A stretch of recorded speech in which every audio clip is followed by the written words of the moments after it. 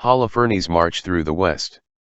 So Holofernes went out from the presence of his lord and called all the generals, captains, and officers of the Assyrian army. And as his lord had commanded him to do, he mobilized 120,000 select men for the battle, together with 12,000 archers on horseback. And he set them in formation as any great army is organized in time of war. He brought a great number of camels, donkeys, and mules to transport their baggage, innumerable sheep, goats, and oxen for their food supply, ample provisions for every man, and a great quantity of gold and silver from the king's palace. He marched out with his entire army to go in advance of Nebuchadnezzar the king to cover the entire face of the land to the west with their chariots, cavalry, and their select infantry. And along with them went a great mixed crowd, like a swarm of locusts, like the dust of the earth. For the multitude could not be numbered. And they went out from Nineveh 3 days' journey to the plain of Bechdolith, and they camped over against Bechdolith, near the mountain to the left of Upper Cilicia. Then he took his entire army, his infantry, the cavalry, and his chariots, and went from there into the hill country. He ravaged Put and Lud, and he plundered all the Rasasites and the Ishmaelites along the desert towards the south of the Chellenes. Then he followed the Euphrates and passed through Mesopotamia, destroying all the fortified cities along the river Abron, until he came to the sea. He captured the region of Cilicia and killed everyone who resisted him, and came as far as the southern borders of Japheth, opposite Arabia. He encircled all the Midianites and torched their tents and plundered their sheepfolds. Next he marched down into the plain of Damascus at the time of the wheat harvest and burned all their fields, destroying their flocks and herds. He sacked their cities, ravaged their lands, and struck down all their youths with the edge of the sword. Thus fear and dread of him came upon all the inhabitants of the seacoast, at Sidon and Tyre, and those living in Sur and Asana, and all those living in Jamnia. Those residing in Azotus and Ashkelon also greatly feared him. They sent messengers to him to sue for peace, saying, Behold, we the servants of Nebuchadnezzar the great king lie prostrate before you. Do to us as is pleasing in your sight. Behold, all our dwellings, all our land, all our fields of wheat, our flocks and herds, and all our tents are before you, do with them as you desire. Behold, our cities also and their inhabitants are your slaves, come and deal with them as is fitting in your sight. These men came to Holofernes and reported all these things to him. He went down to the sea coast with his army and stationed garrisons over the fortified cities, and selected chosen men from them as allies. These people, and all their surrounding countryside, received him with garlands and dancing and timbrels. But he destroyed all their borders, and cut down their sacred groves, for he had been given orders to demolish all the gods of the land, so all nations would worship Nebuchadnezzar only, and so all their tongues and tribes would call upon him as God. Then he came to Esdraelon, near Dothan, facing the great ridge of Judea. He camped between Geba and Sithopolis, and remained there for a month to bring together all the supplies for his army. Israel prepares its defense. When the Israelites residing in Judea heard everything Holofernes, the commander of Nebuchadnezzar king of the Assyrians, had done to the nations, and how he stripped and demolished all their temples, they were greatly terrified at his presence. They were troubled for Jerusalem and also for the temple of the Lord their God. For they had just recently come back from exile, and all the people of Judea had only recently been regathered, and the holy vessels, the altar, and the temple had been consecrated, having been profaned. So they sent word into all the region of Samaria, and to Kona, Beth-horon, Belman, and to Jericho and Kobah and Esarah, and to the valley of Salem. Immediately they seized all the hilltops and fortified the villages in them, and stored up provisions in preparation for war, having just harvested their fields. Joachim the high priest, who was in Jerusalem at that time, wrote to those dwelling in Betheliah and Betomesthaim, which faces Esdraelon opposite the plain near Dothan. He ordered them to occupy the mountain passes, since Judea could be invaded through them. They were easy to defend because the approach was narrow, with space for only 2 men at the most to pass. The Israelites did as instructed by Joachim the high priest and the council of all the people of Israel, which met in Jerusalem. 9 And all the men of Israel cried to God with great fervor, and humbled themselves in great somberness. They, their wives and children, their cattle, and all the strangers, the hired servants and the purchased slaves, put sackcloth around their waists. All the men of Israel and the women and the children living in Jerusalem prostrated themselves before the temple, and put ashes on their heads and spread out their sackcloth before the face of the Lord. They also covered the altar with sackcloth, and cried out fervently with one accord to the God of Israel that he would not allow their infants to be prey, and their wives to be seized, that the cities they inherited not be destroyed, that their sanctuary not be desecrated and be a reproach to the gloating of the Gentiles. The Lord heard their cry and looked down on their affliction, for the people were fasting many days in all Judea and Jerusalem before the sanctuary of the Lord Almighty. And Joachim the high priest and all the priests who stood before the presence of the Lord and served the Lord, having girded their waists with sackcloth, offered the continual whole burnt offerings and the votive and the freewill offerings of the people. With ashes on their turbans, with all their strength they cried out to the Lord to look with favor upon all the house of Israel. Notes form the previous page. 2:5 The titles The Great King and Lord of all the earth are further claims of divinity by Nebuchadnezzar, see Joshua 3:11, Psalms 47:3. 2:7 Prepare the earth and water after the manner of the kings of Persia to whom earth and water were ceremonially given by custom as acknowledgement that they were lords of land and sea, Herodotus 6:48-49. This may be an indication of surrender. 2:8-9 Just as Christ descended into the lower parts of the earth, Ephesians 4:9, to defeat the enemy of his people, the captives, so Judith will descend to the valley to defeat the enemy of her people, 10:10. 2:12 It is not Nebuchadnezzar's hand that will be decisive in the end, but Judith's, 8:33. 13:14. 2:17 The Pharisee-like piety of the author is demonstrated here by his inclusion of only clean animals as part of the food supply of the Assyrians, who were notable for their unclean preferences, Hoshea 9:3.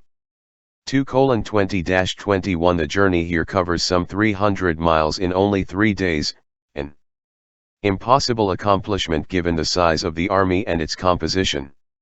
This hyperbole, along with the simile, like a swarm of locusts, v20, calls to mind the dramatic words of another prophet, Joel 2:4, 5.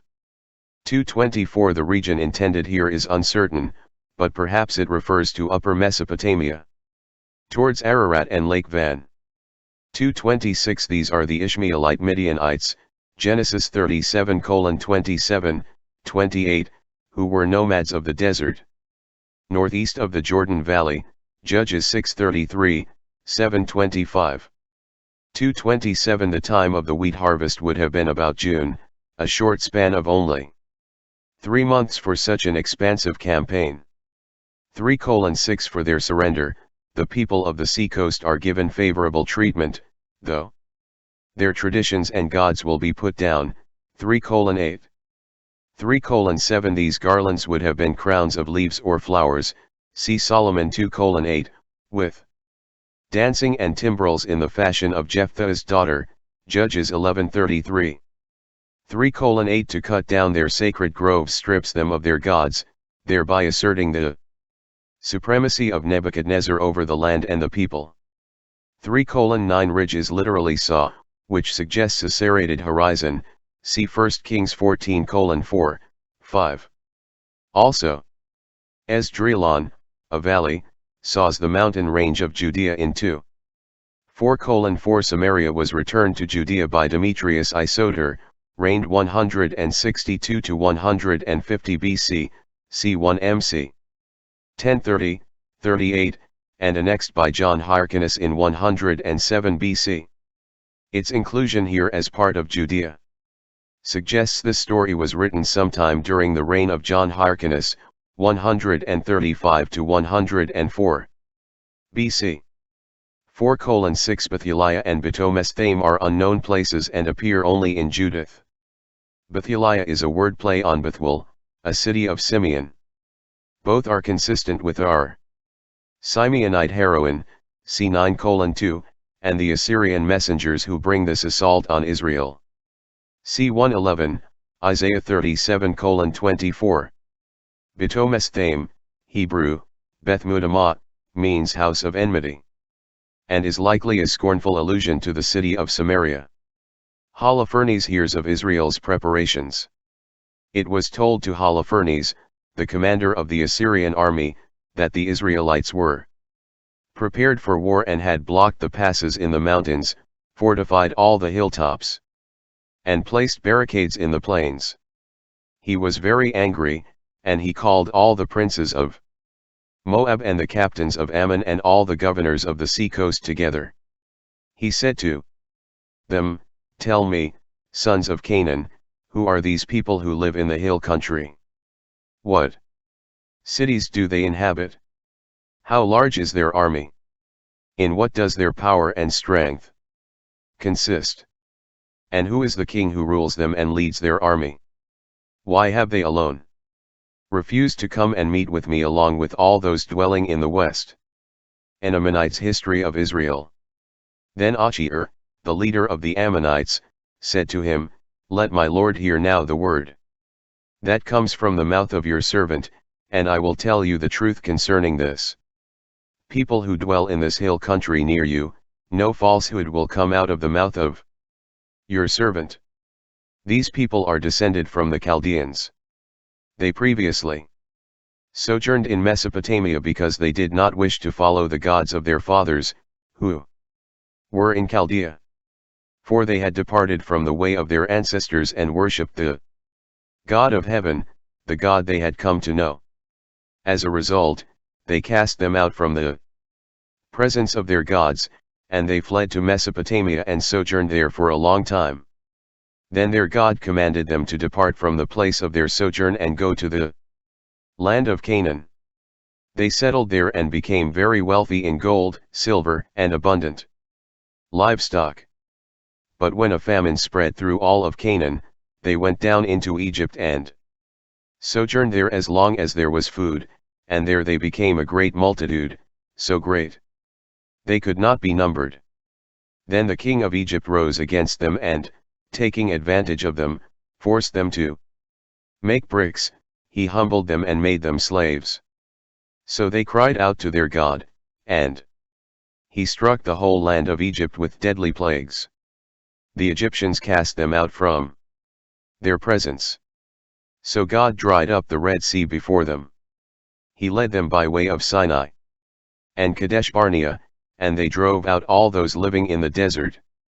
They settled in the land of the Amorites, and by their strength they utterly destroyed all the residents of Heshbon. And crossing over the river Jordan, they occupied all of the hill country. Then they drove out the Canaanites, the Perizzites, the Jebusites, the Shechemites, and the Girgashites, and they dwelled there for a long time. If they did not sin before their God, they prospered, because their God, who hates sin, was with them. But when they strayed from the path which he prescribed for them, they were destroyed in numerous battles, and they were exiled to a land not their own, and the temple of their God was brought down to the ground, and their cities were seized by their adversaries.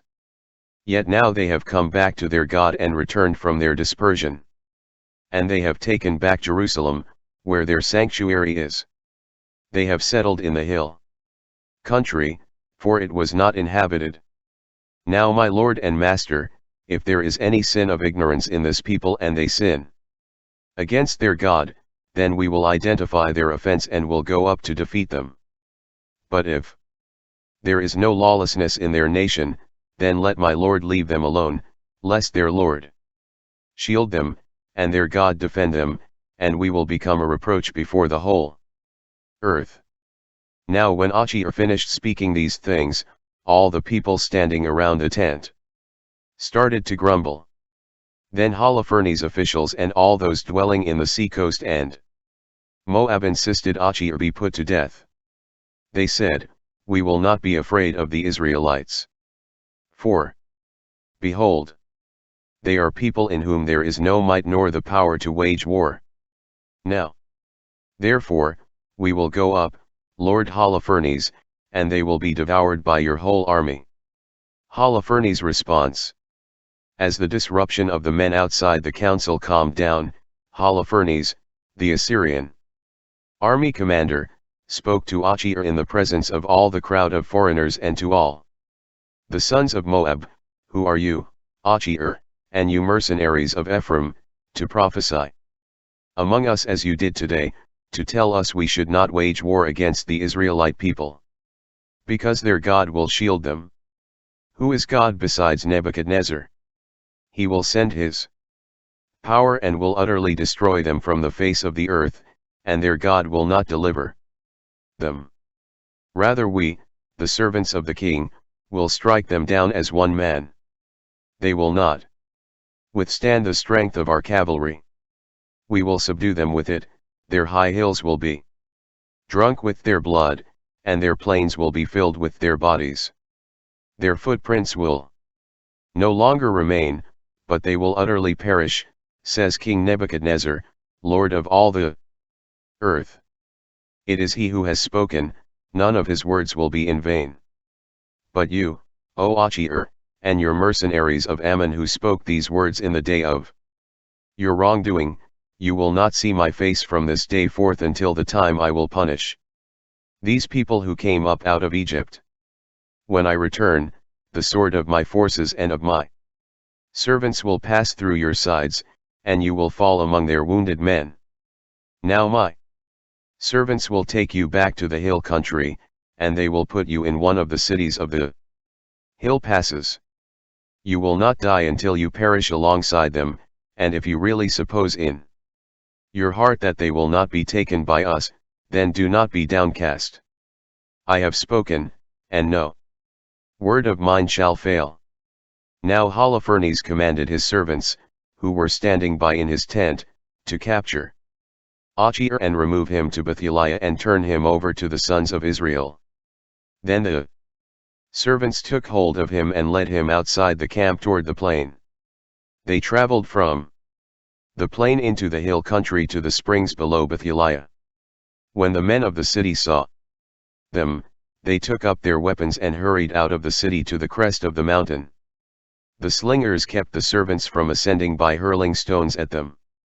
Taking shelter down at the base of the mountain, they tied up Achior and left him at the foot of the mountain, and went back to their master. When the Israelites went down from their dwelling, they found and loosed him and brought him to Bethuliah. They set him before the leaders of the city, who in those days were Uzziah the son of Micah of the tribe of Simeon, and Shabras the son of Goth-O'Neill, and Charmis the son of Melchiel. They summoned all the city elders, and all their young men. And the women rushed to the assembly, and they set Achior in the midst of all the people. Uzziah asked him what had happened. He reported to them the events of the council of Holofernes, and all the many words he had spoken in the midst of the Assyrian officials, and all that Holofernes arrogantly boasted against the house of Israel. Then the people fell down and worshipped God and cried out, saying, O Lord God of heaven, look down upon their arrogance, and have mercy on the humble state of our people. Look with favor upon those who are sanctified unto you this day. Then they encouraged Achir and praised him exceedingly. Then Uzziah took him from the assembly to his house, and gave a feast for the elders. And all that night they called upon the God of Israel for help. Notes from the previous page. 4:11 Casting ashes on their heads is a sign of contrition and lamentation. 4:14 Served here is a liturgical term, see also Luke 1:23, service, Acts 13:2, ministered. Hebrews 8:6, ministry. Saint Clement writes, we ought to do all those things the Master has ordered us to perform at the appointed times. He has commanded sacrifices and services to be performed. Thus, to the high priest has been appointed his proper services, to the priests, their own place assigned, upon the Levites their proper duties imposed, and the layman is bound by the rules for laymen. We see here in Judith the oft-repeated practice of God's people gathering together in worship and prayer to seek divine mercy and grace. 5:1 These barricades consisted of camouflaged pits containing sharply pointed stakes, meant to lame horses or impale infantry. 5:3-4 Canaan is used here in its archaic sense, see Genesis 10:15, 19, and includes all those dwelling in the west, v4. 5:5-21 The proto-martyr Stephen gave an account, Acts 7, similar to this. 5:6, 7 The Chaldeans were a Semitic people, Genesis 10:21, 31, who settled the area just north of the Persian Gulf, Genesis 10:30. Ur of the Chaldeans, Genesis 11:27, 28, was just outside of Mesopotamia, Greek for between the rivers, just south of the Euphrates River. The Chaldean city of Ur was the site of a major temple of the moon god Sin. Such was the Chaldean penchant for worshipping the heavens, and the name became a proverbial term. For astrologers, see Dan 2:2. 5:8 Had come to know is an active voice verb in Greek. Knowing God requires that we diligently seek Him, Proverbs 8:17, Hebrews 11:6. Abraham came to know the God of heaven by looking beyond the heavens to seek his Creator. He thereby received the true inheritance. Hebrews 11:8, 10, 16. That the Chaldeans cast them out we find only at this place in Scripture, and in Jewish tradition. 6:2 The mention of mercenaries is an allusion to Is 28:1. 6:9 Holofernes is now exalting himself as equal with King Nebuchadnezzar, and even with God himself.